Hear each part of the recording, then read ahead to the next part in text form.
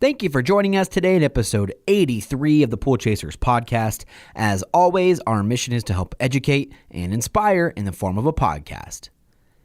This past week, we attended the Pool and Spa Show powered by NESPA in Atlantic City. This was our second time attending the show, and once again, we were very impressed with the quality of the show and the education that's being provided. While we were there, we had the opportunity to do a live interview at the Atlantic City Comedy Club with Sabeena Hickman, who is someone that we feel has a real chance to make a meaningful impact on this industry. With the merger of APSP and NSPF to become the Pool and Hot Tub Alliance, there has been many questions out there about what the organization's new direction will be under its new leadership. Our discussion answers many of these questions. We also get to know Sabeena a little bit better by hearing her backstory and by discussing how her previous job positions led her to this opportunity.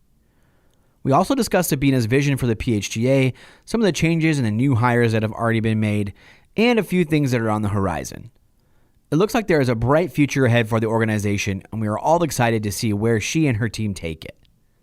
The episode starts off with an introduction from our good friend Dominic, who is the NESPA Executive Director. Please enjoy this episode with the PHTA President and CEO, Sabeena Hickman. I just wanted to say I'm really glad you guys are here in Atlantic City to do this. It's really awesome that you have Sabeena here to interview. We're very proud of our show. We're very proud of the fact that you make it one of your tour stops. Thanks to everybody for coming to Atlantic City, everybody that's here to enjoy the show and take the classes and meet everybody and network. I hope you guys had some fun on the floor today. 2021 is going to be here before you know it. Glad everybody kicks off this year here in Atlantic City. So just want to say thanks for coming. Yes, you're welcome. Thank you, Dominic. Appreciate it. Thanks, Dominic. Show's been awesome.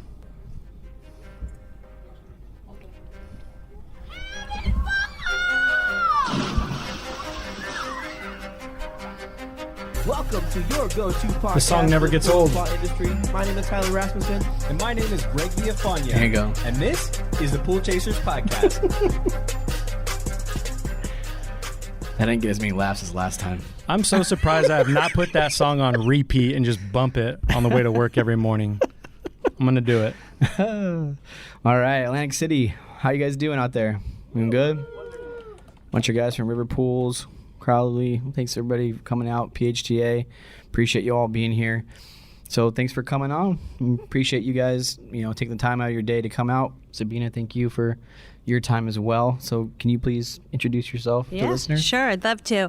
I am Sabeena Hickman. I am the president and the CEO of the Pool and Hot Tub Alliance. I know folks are struggling with the new name, but PHTA, I've been with the organization since early September, and it's been an amazing ride. I'm happy to be here. Thanks for including me in your podcast. You're very welcome. Yeah. Let's give a round of applause for her being here with us. So, there's been several press releases and announcements of you becoming a PHTA president CEO, and want to congratulate you on that too. Can you, we want to get to know you a little bit better. So can you share with us who Sabeena is, like outside of work, and kind of where you grew up and Sure. what your childhood was like? Yeah, sure. So I am a Northern Virginia brat, born and bred in the Northern Virginia area, which is not very common because with so many government agencies, people come and go. I am a diehard DC sports fan. We don't talk about the Washington Redskins, but if anyone wants to talk about the Nationals or Capitals, we're all in. I've got two boys. I have a freshman in college and a 10th grader.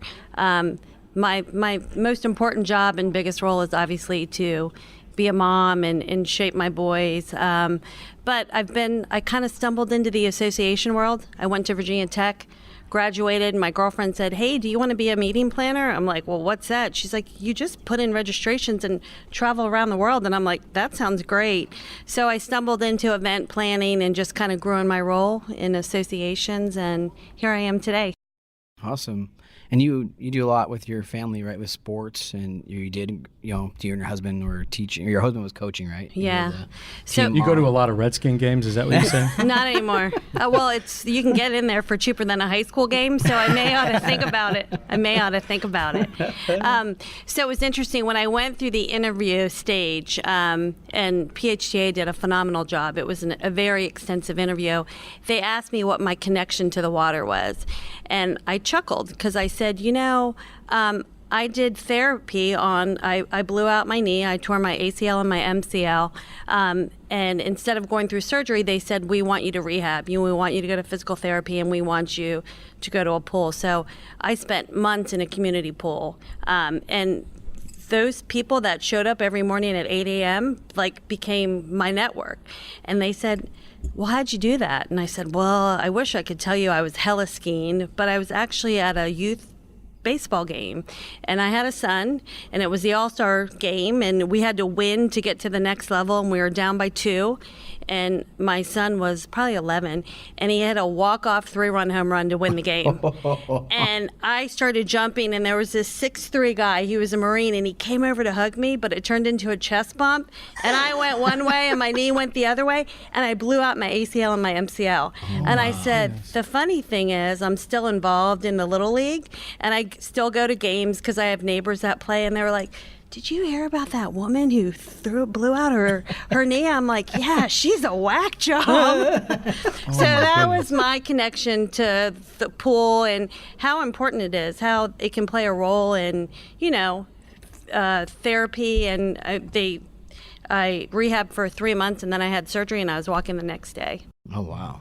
Is that what they recommended, was that you did the water therapy? They did. I went into the pool twice, and then I went and they did all these exercises with a physical therapist. And he was like, he works with a lot of athletes. Not to say I'm an athlete, I'm a spectator. Your athlete's mom. Yeah, but I shared with them that was my recent connection with water. That's pretty awesome. Yeah. That's a big celebration. Yeah, celebrate the awesome. water, right? That's what we're saying.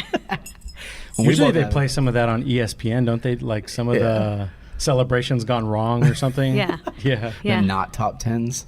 Yeah. Did you ever look on ESPN? Maybe that's how everybody knew. Millions of people saw it. Yeah, no, that's my goal. I'll get on ESPN.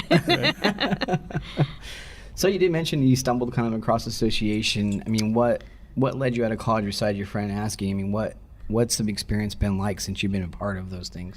Well, associations are, it's a lot of people kids in school now don't know about associations, but working together collectively, like as an industry for the greater good and the betterment, has always been something that really interested me. I'm a people person. I collaborate with folks, and oftentimes in associations you're working with other team members or through committees or councils on a board. So I really like that culture, and in DC, that's one of the hubs of associations. So they're very prominent, and you connect with some of the brightest people, and it's fun. It's really fun. Is that because you're so close to all the political things? Yeah, with obviously we advocate a lot on the Hill. So Chicago and DC are the two major hubs for associations. Very good. So you want to talk to us about your time with being the CEO of the Association of Landscape Professionals? Sure. So I was with the National Association of Landscape Professionals for 12 years. They were a product of a unification as well. We had the lawn care guys and the landscape guys. And when I started there, I was the chief operating officers. They hired me to kind of define structure, put process in place. I was there for 9 months, and the CEO left pretty abruptly. And I stepped in the interim role and assumed that role three months later. And that organization, I actually had the pleasure of working with Dom, because he ran a state landscaping association. So he and I worked together in a former life, but like today, we had a really talented board that really wanted to shape the future of the organization, and we rebranded our name. We launched some pretty amazing new programs that the industry demanded, and we took the organization to a new level. And some of those were peer-to-peer mentoring, an apprenticeship program. We had a job fair where schools came and competed. We had 900 students that came, and it was a way for member companies to find interns and then their future workforce. So very innovative. So there for 12 years, and then they were moving in a different direction, and my son was graduating from high school. I said, you know what? I came home and I said, I think I'm going to take a year off. And then this opportunity showed up, and I said, that kind of sounds interesting. Started interviewing, I believe, in April, got the job in August, and started in September. That's super cool. Yeah, it's fun. So I'm curious, what was one of the biggest improvements that you made or seen in the landscape industry that you're most proud of? Because we look at it, just kind of looking at it from a bird's eye view, and they've got some pretty complex software, the way that teams set up their fleet and all that kind of stuff. What, did you see that, you were most impressed with? So I think we built a really strong leadership team with our board and our committees, and then we also mirrored that with our staff. I took it from being a member base, we started to treat our members like clients. Instead of just taking that membership check and moving on, we really wanted to hear from them, whether it was surveys or focus groups or being on the road or working a membership booth. We really wanted to hear firsthand from them what they needed from the National Association to build it. Our whole mantra was, we want to help you build a better business.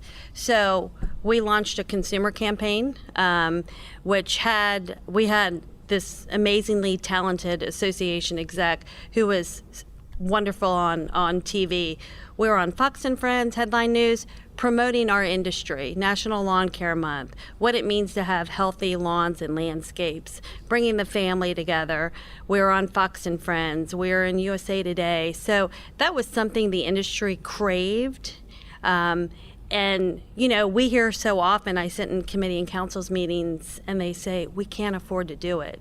And I'm like, we can't afford not to do it. That's something I really think our industry should embrace. We had strategic planning session for 2 days, and we talked a lot about a consumer-facing campaign. We launched a workforce initiative with a national apprenticeship program, so our members could we could help them solve that labor issue. It's an issue in every industry. So, and through that, we got strong membership engagement and saw growth within NALP. So it was a great ride. Was it, I don't know how to say this, but was it easier being transparent to all the professionals in the country than it might be in the pool industry so far? Because what you do as an association, and we were just talking about how we're trying to get the word out to everybody when there's any kind of update, in the industry and the education or whatever's going on. Were you guys pretty transparent? We were very open and transparent. And I know one of the questions is some of the new hires that we've made.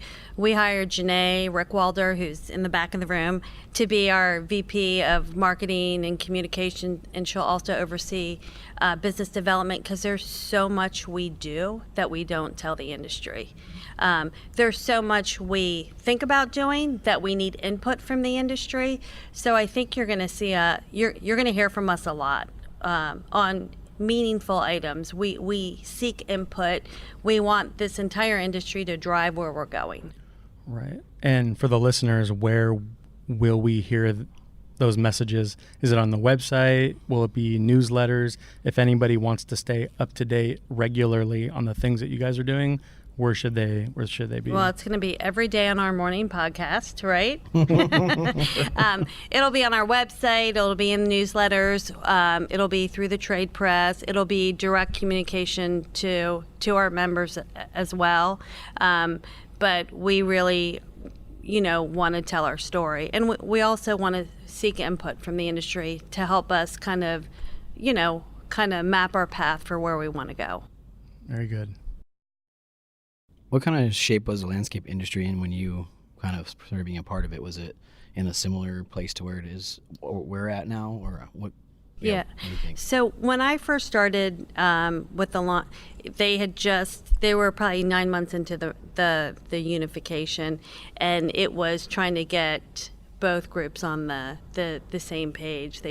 One group talked about the alka magic. You're gonna lose all the magic, and the other one. So it was just kind of, it's interesting because it's not a merger. A unification is creating something new and better, and that's what we're striving to do. And all those key components that have been magical for both organizations, we want to keep and build upon that. So they were in a similar situation. Yeah, I would say it sounds similar to like APSP and NSPF. Yeah. And it's a merger kind of coming together to do something similar. Yeah, absolutely. So what things will you be bringing from, the landscape business into the pool industry? So there are some, in terms of the membership programs, I think there's some programs that we will adopt here in the pool and hot tub industry. When we went through our strategic plan, we were talking about who we want to be as an organization. What are our core values? It's openness and transparency. Trust is a big issue in this industry.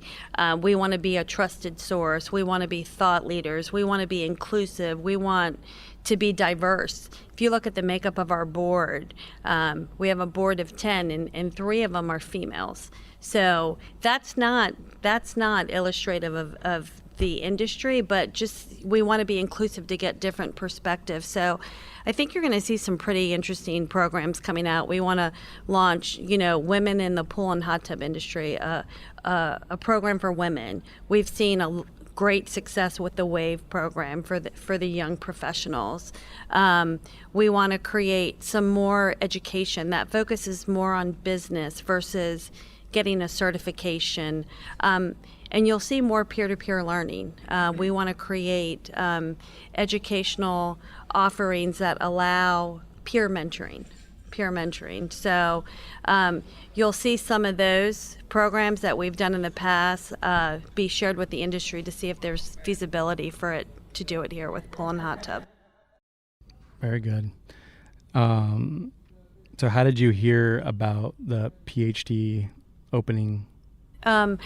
I subscribed to a magazine called CEO Update. I had a couple colleagues, a couple mentors in the association world who called and said, "Hey, this kind of sounds like something you'd enjoy." And when I met with the leadership team and I saw the passion that they had and kind of where they were, it was something that was really attractive to me. So they posted the ad, and I wasn't really looking, and a couple people called and said, "Hey, this sounds like what you did for lawn and landscape." So right. So this question is not on here, but I'm kind of curious, just talking a little bit, how difficult is it to try to understand maybe a broken industry if you kind of have more of a white collar position? Because that is always kind of the difficulty, is people not maybe understanding what it's like being out in the field and kind of being out in the trenches and having to do, some stuff is, extremely difficult, and a lot of people aren't understanding of some of the obstacles that do happen out there. I mean, it's equally important for the people in white collar positions to be doing what they're doing, but has that ever been a struggle where you felt like, you know what, I should go throw myself in a pickup truck and go see what it's like? I've done that before. I've gone out on the job in my former role. Well, we plan to do that now as well.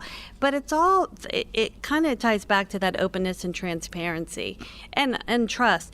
We would get input from our members. They would tell us what their struggles are. I'm not very efficient. I'm getting late on the job. So we would hear them, and we would design, whether it was white papers or we did this amazing thing at my last association, which sounds silly. At our convention, we did something called Breakfast with Champions, and we literally invited the industry in for breakfast. We had round tables, 10 people to the table, and we put topics on each table.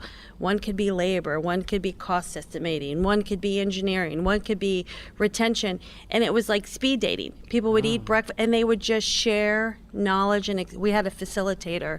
So it's just really hearing what your members need and finding ways to deliver that. You might not be the source, but you can create forums where they're able to share information. Cool. Very good. What was the interview process like? You said from April till August. That's a pretty long time. Yeah. And this is accolades to PHTA, because I think they really they really did their due diligence. Like, it was an extensive process. So first was a phone interview with the headhunter, and the headhunter is heavily engaged in the swim in our industry. He's a board member for Swim Across America, and very passionate about aquatics. So I did a phone interview with him, and then I flew into Chicago for a 2-hour face-to-face interview with the entire board and the 2 interim execs, Jim Mock and Larry. Then they had me do a writing sample. I had to answer 3 questions and present it. And then I had my second interview where I had to present a vision, a business plan, and it wasn't very specific. So I had to present a plan, and then I met with I think it's like a psychologist who sat there and asked me a lot of scenario questions. Really? So it was an extensive process, but it showed me how careful, the consideration they were taking into the role, and I was impressed by the time that they took to find what they thought was the right candidate. Right. Cool. That's a really, really good process. Yeah, it was really good. So why do you think you were chosen? I don't know. I think a lot of it probably had to do with my experience with the lawn and landscape industry. They told me when they went around and voted, it was unanimous.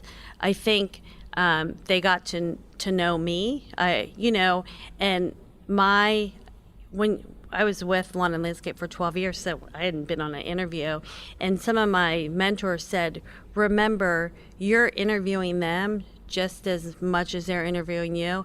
And it was just really comfortable. I didn't feel like I was in an interview. You could hear their passion. It was more like a conversation.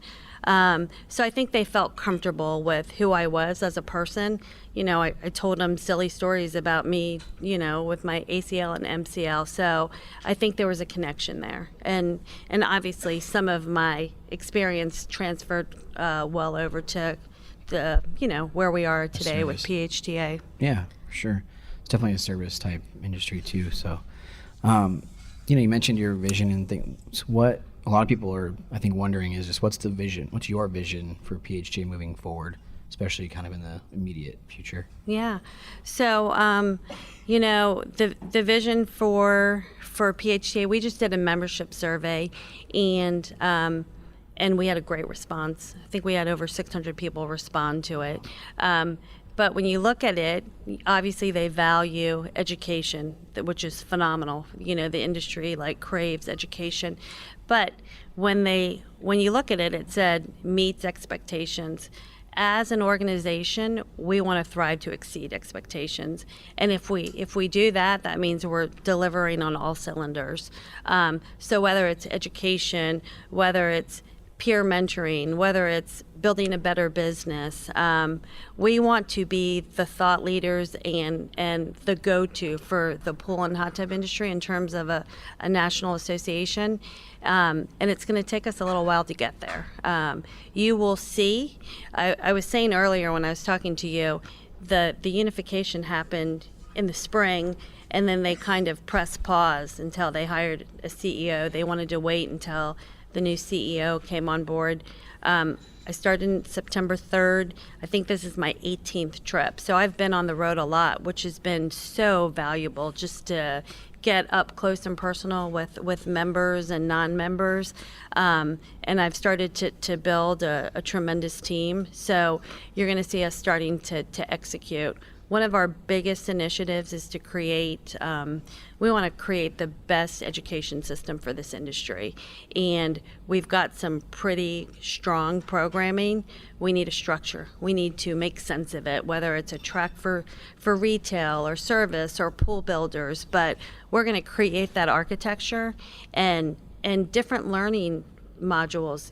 We talked today about how folks need apps. They don't want to refer to the manual. They want to go on their Apple phone and look something up. As we're dealing with the millennials, they want to learn in a different way. They don't want to sit in a class and take a certification exam. So a huge focus will be in education. And how do you figure out sort of the architecture framework of the education? I mean, is this people kind of being hired that have experience as a pool service owner or a builder owner that can build these processes, or is it kind of off of being at these shows and people taking the surveys that you're kind of building kind of the education around that? So we hired Mark Melroy, who's our Vice President of Education, and his background was he was the Vice President of Knowledge for the Association for Association Execs, the American Society of Association Execs. So he knows learning. He knows how to build courses. They had this tremendous architecture for if I started out as a CEO, I had a path. I knew exactly what courses to take to be more effective in my role. So we've hired him to serve in that VP role. He'll work through our education committee, through our councils, whether it's service or builder or retail, to design what those programs look like.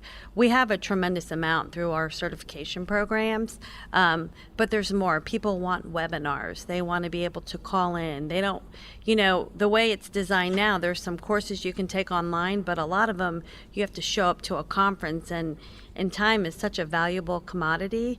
We're going to find other ways to deliver the education and the learning with the overarching goal to raise a professionalism. Yeah. Here at Pool Chasers, we're all about sharing information so that you can become even more knowledgeable pool professionals. The folks at Pentair get that, and to show their appreciation, we invite you to enroll in the Pentair Partners Incentive Program. This flexible and simple program rewards you for your loyalty, starting with your very first sale of Pentair equipment or systems. Not only that, but being a partner gives you immediate and exclusive access to programs and training events, all which are developed to help drive even more business to your door. So to start earning rewards, visit pentairpartners.com or click the link in the write-up below. Have you guys ever discussed maybe putting a lot of the educational books into audiobooks? We have. Yeah. We have. That would be awesome, because we like to call what we do, we're pretty much Windshield University, listening to the podcast or listening to anything educational, because the majority of us are behind a steering wheel all the time. So if we could replace, Joe Rogan podcast with a Pool Chaser podcast with something else educational, that'd be sweet. Yeah, I mean, so many. I have a kid in college, and he says a lot of the professors are saying you can read the manual or you can listen to this podcast when you're on the treadmill working out. So I think that's we want to kind of lead the way in terms of education. So if you do it, let us know whose voice you're going to use. Okay. You got that's a big book. I'll make sure that it's like Jude Law or something. That'd be cool. One value added that I had no idea when we hired Mark Melroy is he's a professional voice. So I heard that. If you go to Mark Melroy Voice, like people hire him to do their audiobooks and what the heck? Yeah, I'm like, Should have done this a long time ago. That's an added bonus. That's awesome. That's pretty cool. Have you guys talked about track systems?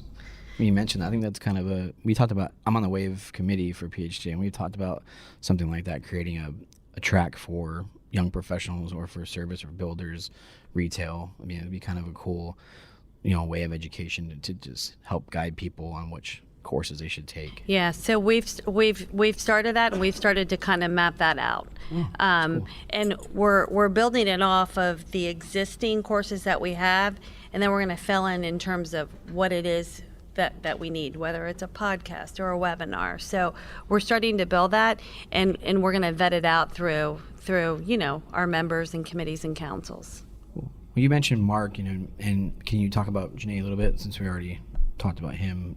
She's a big hire for you as well, right? Yeah, sure.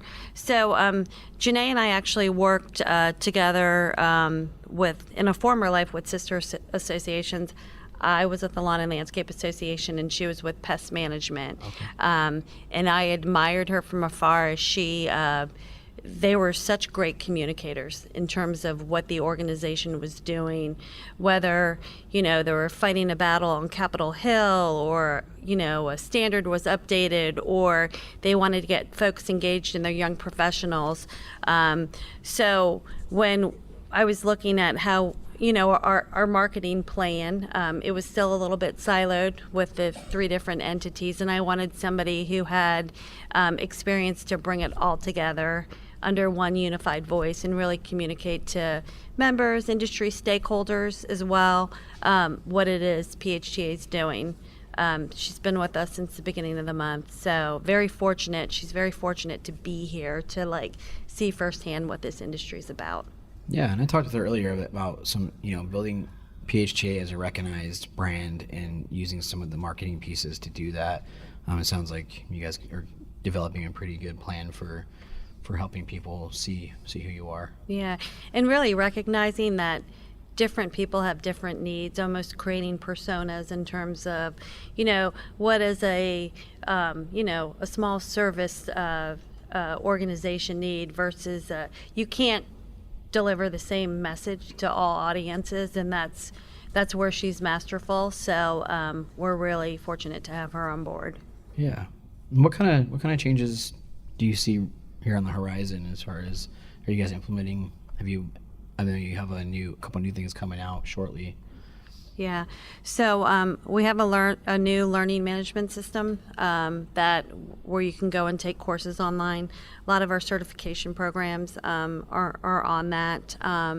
It'll be automated, so once you get certified, you can get your congratulations letter and your certificate and wallet card electronically versus having to wait a couple weeks for us to mail that out. And we also use that as a portal for our chapters to tap into education. So we're converting over to a new system. We're working in Texas. Texas is our kind of beta state to launch an association healthcare plan where our members can get discounted healthcare plans.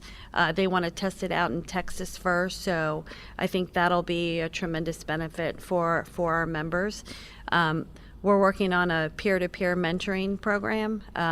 It's something I did in a former association where it's almost a matching. So if I'm looking to grow my business and I see that, Tyler's experience growth. If you're a mentor, I can get matched up with you and come visit your facility, and you can kind of show me the ropes. So that's another program we're working on. Obviously, apprenticeship. I know we've been waiting for approval from California on our apprenticeship program. We should hopefully hear sometime in the next week or so, and then we'll deploy that to the industry. We're also going to do one for federally, so all states can adopt that, and that's going to be a game changer in terms of in terms of helping our members with their labor issues. And is there ways that small business owners can get involved with that? Because if you're doing kind of an apprentice program, maybe somebody that runs a successful pool service program or is some kind of subcontractor doing electrical or plumbing, is there a way that they can step in and kind of be a part of that? Yeah, so the first program we're going to launch is focused on service, on a service segment, and what happens is apprenticeship is such an initiative, a big initiative with President Trump, and there's a lot of money out there. So what happens is once the program's launched, you register it in states. And once it's registered in a state, you as a business owner can go apply for a grant, and they'll say, we'll give you $10,000, but you need to put folks through this apprenticeship program through your program, and then you just adopt the PHTA program. So it's called, they say, learn as you earn. So you work for a full year and learn the business, and you get paid, but a lot of that money can come from the state because they fund that, and then you have to take coursework as well. So it's based off of our service technician program, our certified service technician. So you get on-the-job training as well as you take the course, and then once you come out, there's a high retention rate to keep that, they call it a journeyman, to retain that person as an employee.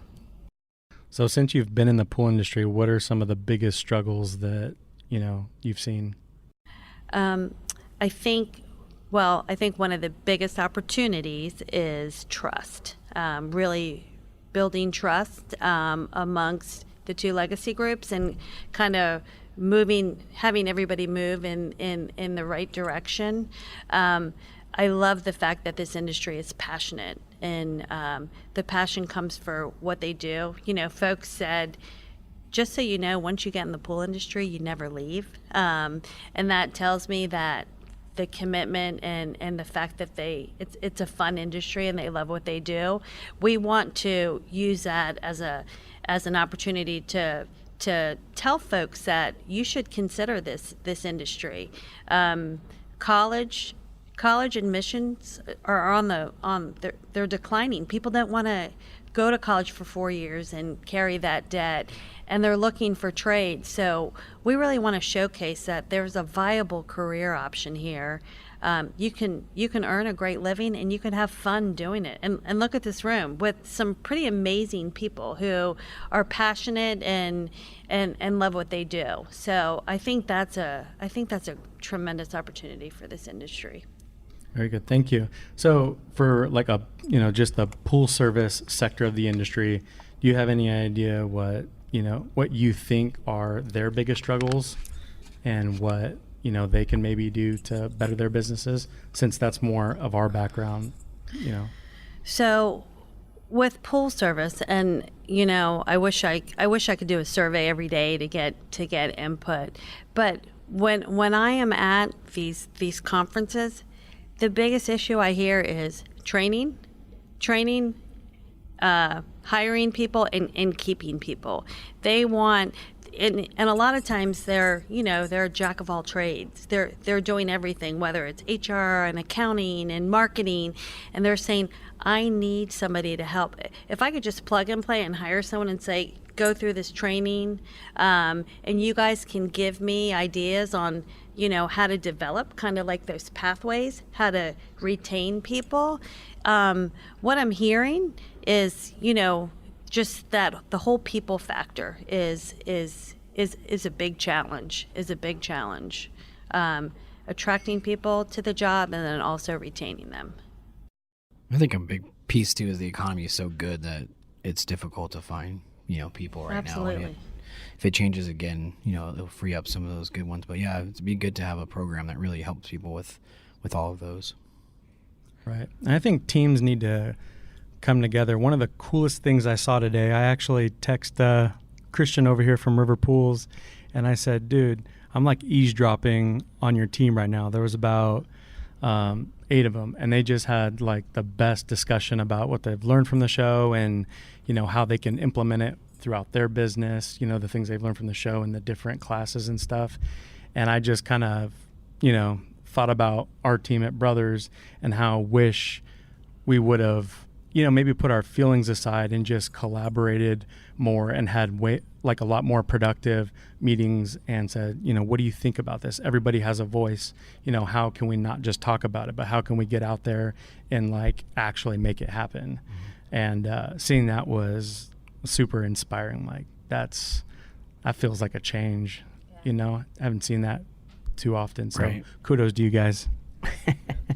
And that's something really important. What I love about Genesis is when you're delivering education, you want to give them practical knowledge that they can go and apply to their business and make a difference. You don't want this high-level theory stuff. You want to teach them and say, this is how you apply it to your business. So I was with my friend Jeremiah. We were at a fluid engineering course, and the course, the course size is small. We don't want any more than 40, but they teach and then you practice. So you know how to apply it. And that way the learning sticks with you. And anyone that's been through a Genesis course will say, it's transformed my business, it's transformed me as a person. So that's what we want to aspire to do with all our educational offerings. It's very powerful. Very good. Hello! That's right. Today's podcast is also sponsored by Lou. Who is Lou? I'm glad you asked. Lou is the all-new cloud-based software from Evisys. The Evisys team took their 18 years of experience and created a software specifically for the pool industry and put it in the cloud. Lou is retail, service, and inventory management all in one. You can meet Lou by going to evasis.com/Lou or by clicking the link in the write-up below. And what excites you the most about, being in the pool industry? Is there anything in particular? Besides passion? Yeah. I mean, there's so much opportunity for this industry. There's so much opportunity. And I wish I had a crystal ball and I can sit here and tell you guys what it's going to look like in 10 years. But we've got all the right ingredients in terms of where we are in the evolution for the pool and hot tub industry and where we want to go. PHTA is very well resourced. We're a $8.7 million association, which is a good mid-sized, and we've got some money in the bank. So we talked about we're not going to sit on that. We're going to invest in the industry and deliver the tools that our members need to be more successful. Yeah, and I know we were talking about it a little bit, and you don't have to discuss it too much, but is it possible there might be talk of a trade school in the future? Yeah, that is something that's been discussed in terms of creating a trade school. And as we start to map out our operational plan to support our strategic initiatives, I think that's going to be brought up in some of the discussions. That would be awesome. Would be. Yeah. We've talked about that for many years. Yeah. When we had brothers, we said if there was a trade school that was nearby, we would have no problem paying, thousands to have, a graduating technician come from that school and be a part of our team. But going to the right team, if you have a trade school, it's making sure that you're partnered up with good service companies so that when they graduate from the school that they're going to get health benefits and they're going to get, paid the right way, and they're going to be we're setting them up for success where they're actually going to be proud to be a technician. They're not going to be, a pool boy wearing flip-flops. It's going to be a technician in a nice, company vehicle and something that they can be proud of, with their family. That's great. Yeah. It's interesting. You just said something that spurred conversations that we had at the board meeting. We've talked about how so many there's community pools that have closed down, and how a community pool is an asset for, that's an asset in your neighborhood. So we're gonna explore launching a Adopt a Pool program where we go in and we rehab a community pool and we bring the community together. And what that does is it allows pool builders or service people to be heroes in the industry. They're the do-gooders. So you'll see some more service events where we're really showcasing, we'll go in and rehab a pool, bring the community together, also service and maintain it, because we don't want to rehab it and then just have it turn green again. But that's a great way to get the industry involved in the community, and folks look to the pool professionals as heroes in the industry. Right. Yeah, that's a great way to really focus and showcase kind of what we do. And I think we talk about all the time, like, this industry goes so under the radar.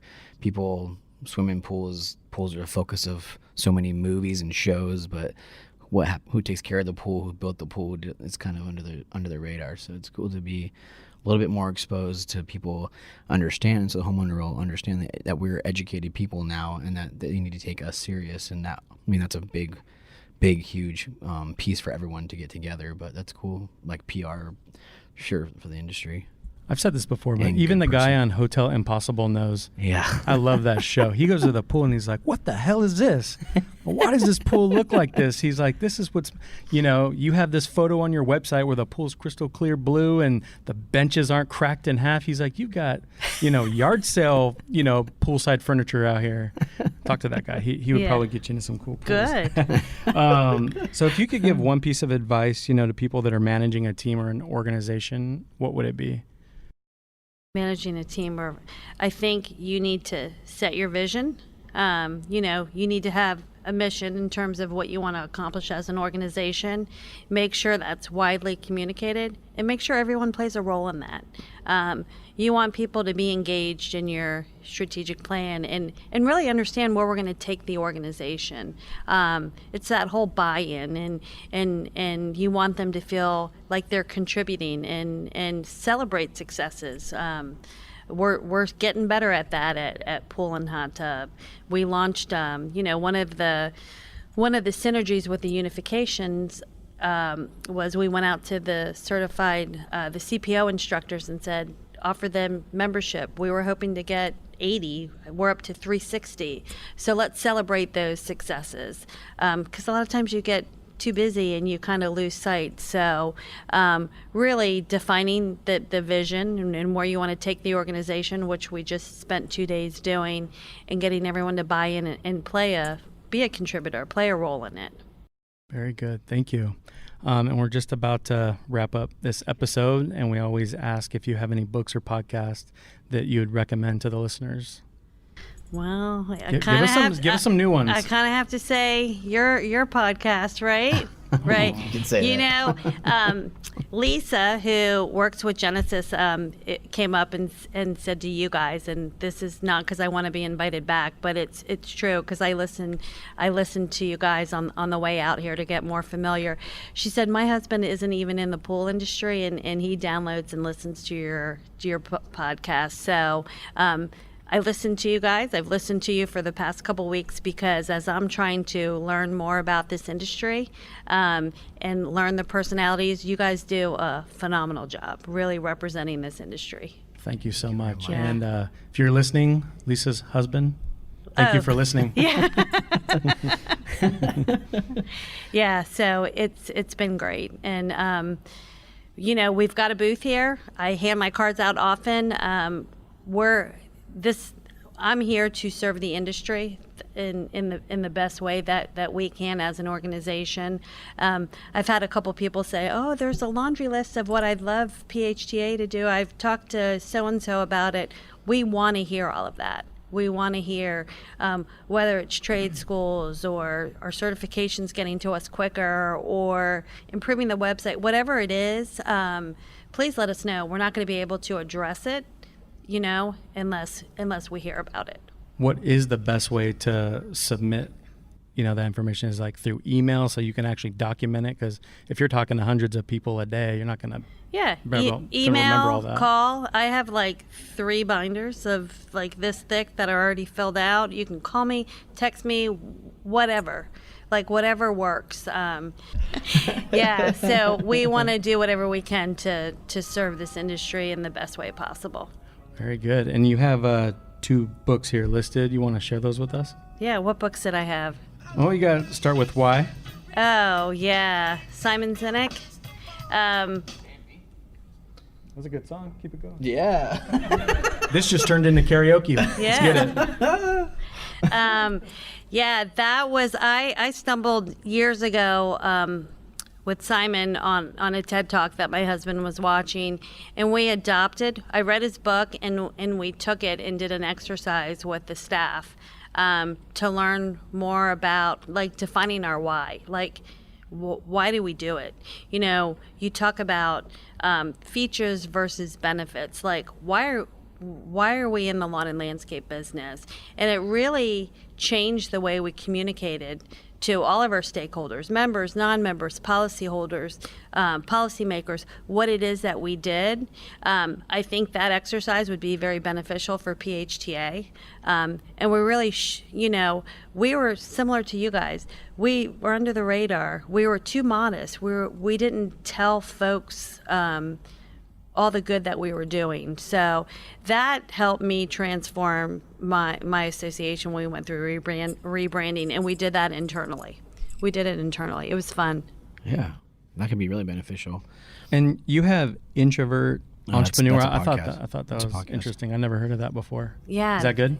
That's an interesting one because it's little snippets with topics.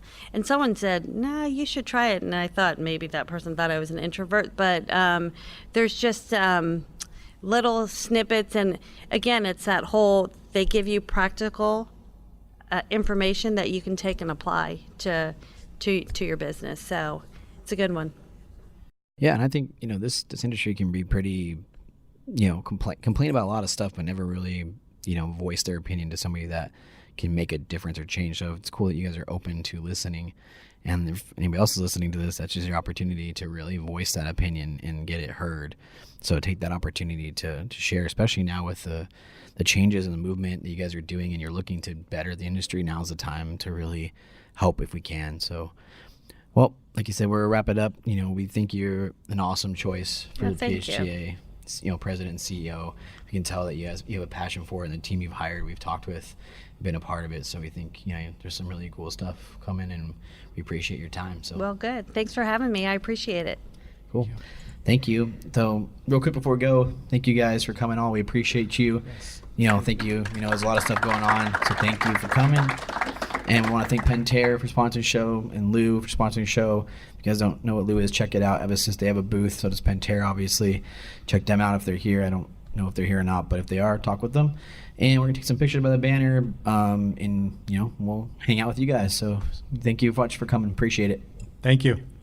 Thanks for checking out this episode. If you want to find out more about our guests or the sponsors of the show, you can check them out on the links we have provided in the write-up below. We have also provided links to our social media platforms, so please follow us on Instagram, Facebook, Twitter, and YouTube. Our tag is Pool Chasers. If the podcast has brought you any value, please do what you can to support us through our Patreon page by going to patreon.com/Pool Chasers. And don't forget to subscribe to the podcast to be updated each time a new episode is released. One last thing. If you're not yet in our Facebook group, join it today to be surrounded by like-minded individuals who are all trying to better the industry. Thank you all for the support. We appreciate your time and your ear. See you out there, Pool Chasers.